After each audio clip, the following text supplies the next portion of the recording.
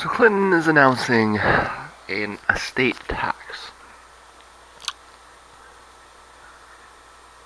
I actually kind of do think it's good policy, or at least it is right now. I don't know if she's getting the whole Georgist thing, or if it's just like a correction of something that's gone too far, or what. But whatever, or if it's just Sanders telling her that this is something that'll. I think that if this is Sanders telling her something that'll swing young voters, she might want to question whether that's good advice. But at the very least, it is good policy, right? I can agree with that, at the very least. But here's the thing, okay? This is an election where disproportionately wealthy aging boomers are going to determine the election, okay? This is not going to be a year where the election is determined by 21-year-old kids that are voting for the first time. This is not going to be an election. This is not going to be a year where the election is determined by people that are swimming in debt. Okay? That demographic is completely disenchanted with both the candidates and doesn't want anything to do with the process right now. This is a year where the young people are going to be mired in apathy, disgruntled with the horrible aspect of the choices. Now, I mean, nobody is really particularly happy right now, but young people especially. The last couple of elections have had very high turnout amongst young people. That's going to reverse. And it's not because young people are less engaged, it's because they don't see a good option. And I'm having a hard time blaming them. Rather, I've been clear that I'm blaming older people for taking control of the process and taking it away from young people, okay? This is what's happened, is that older people have taken control of the election.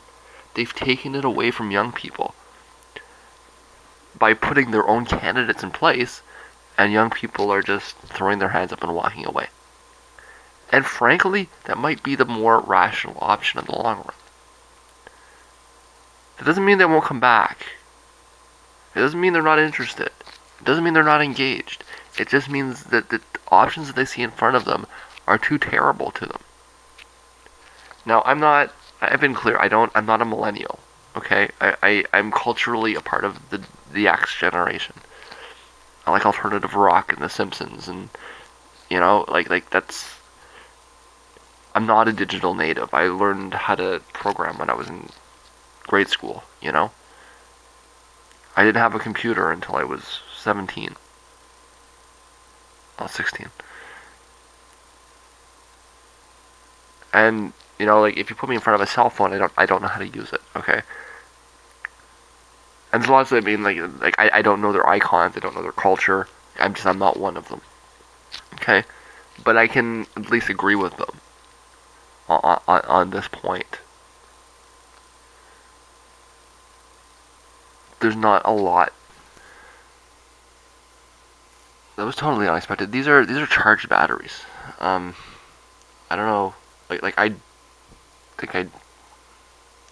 I'm gonna swap the batteries again, but I think that I guess I maybe let the batteries sit a little bit over. Like I took them out of the charger and I let them sit down. Anyways, and this isn't an issue. Either that or there's something maybe my camera is eating my batteries. It's stuck in a loop that says change your batteries because it's trying to maximize the amount of batteries, right?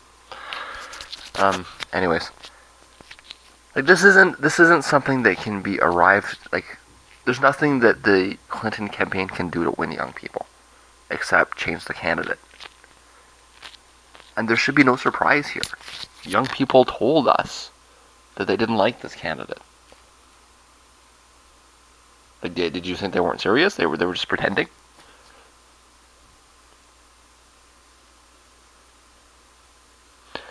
So, in order to win this election, okay, and this, I think Republicans tend to lean towards older voters, anyways, always, right, right. So this is kind of not a, and when the dynamic shifts, like it is right now, it's going to shift in their favor unless the Democrats adjust, right?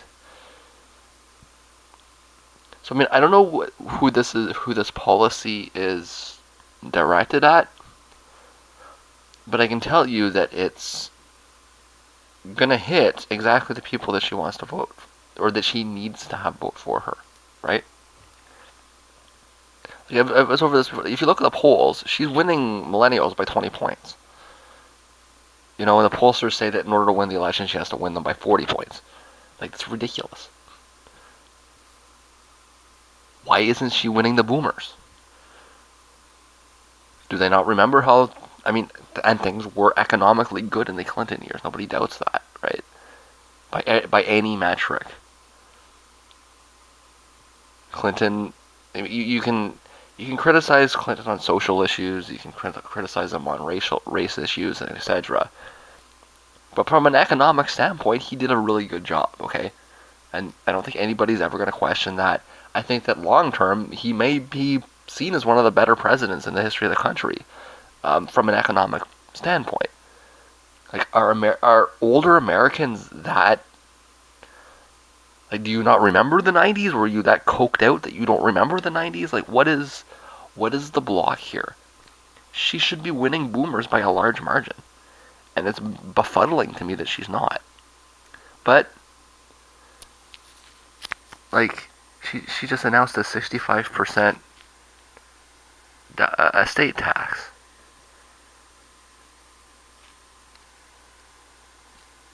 Like, I could see maybe why, older boomers that have a lot of money might not like that. I can put two and two together there, You're 70 years old. You're a millionaire on paper. Your kids can't find a job, even though they went to school for years. Isn't the estate tax really what you want to hear right now? I don't think so.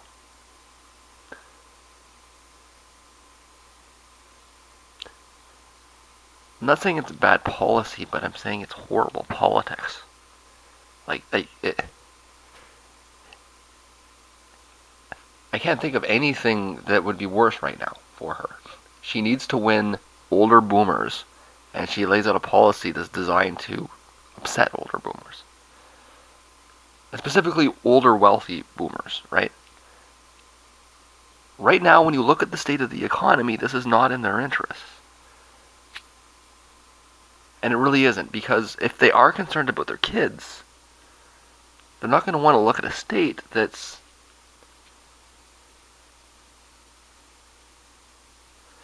done very little for them.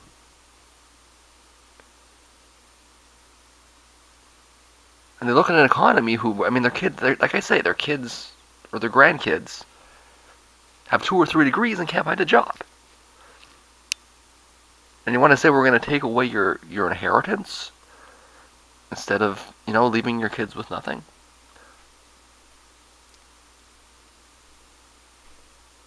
After they lost their house and this is not.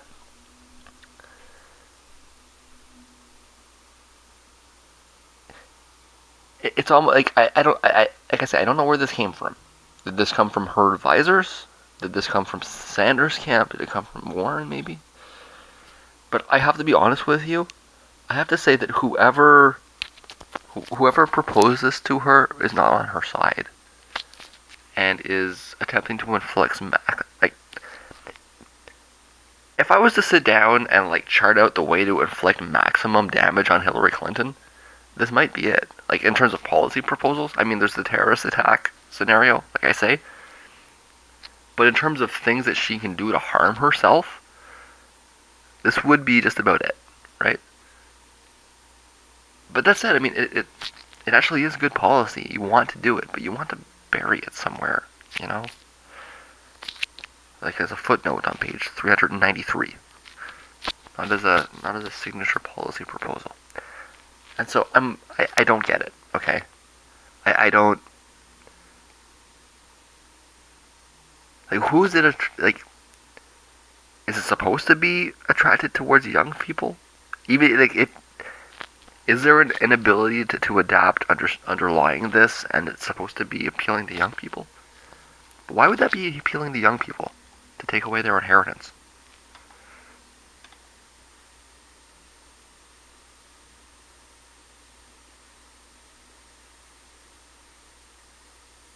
I don't. I just don't understand why you would. I understand why you would do this. I don't understand why you would campaign on it. I don't like what voting bloc is calling for a 60. It's calling for a 20% increase. I think it's a 20% increase. It's a large increase in the estate tax.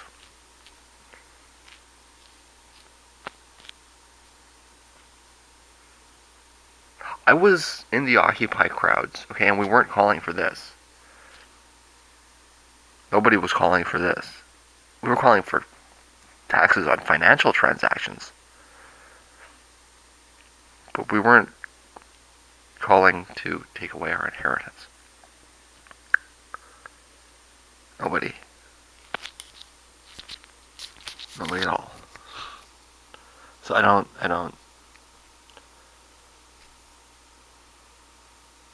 I'll state again that I don't think it's bad policy. I think it's actually quite good policy because, I mean, if you look at the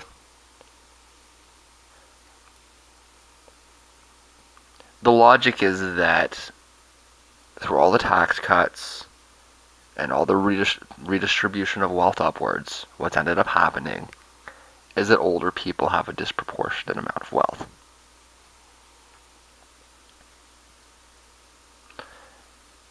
But to take it away on their deathbed, right when it's about to be like that's a distributive process itself, right? The inheritance would, it would help. And then if you would tax them on their income instead,